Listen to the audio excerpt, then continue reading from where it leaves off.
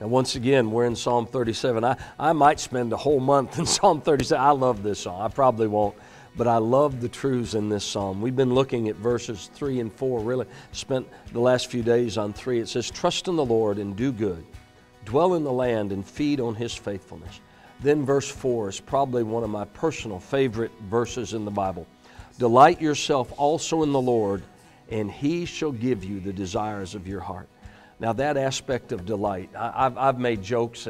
If you've been in Living Word Church, listen to me preach, at times I've made jokes. I love strawberry shakes. I delight in strawberry shakes. I delight in anything strawberry. I love strawberries. And you know, it says here, if a person would delight themselves in the Lord, make the Lord their delight.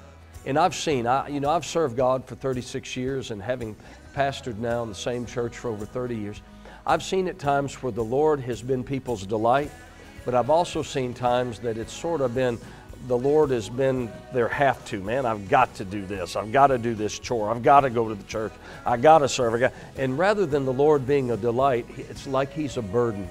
And I think a lot of that is in our own attitude and how we look at God and how we look at serving Him. And part of what Psalms 37 here is, delight yourself in the Lord. You know what? You can look at serving God as a drudgery, just like a husband can look at being a husband and having to take care of a house and take care of the kids as a drudgery, or like a husband can take a look at, man, I get to be a husband to this wife. I get to be a father to these children. The Lord has blessed me with this house. I get to take care of this house. You know, it all comes down to the attitude. You can have an attitude of drudgery where it comes to God, or you can have an attitude of delight.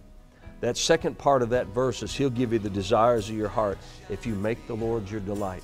My challenge to you today, is your attitude when it comes to God and serving God that of drudgery, have to, bummer, or is the Lord your delight? The thing that when you think of Him, it puts a smile on your face. It looks good to you, just like a strawberry shake does. I get thinking about strawberry shake, I get a smile on my face. What's your attitude towards God? Is it a smile or is it a drudgery?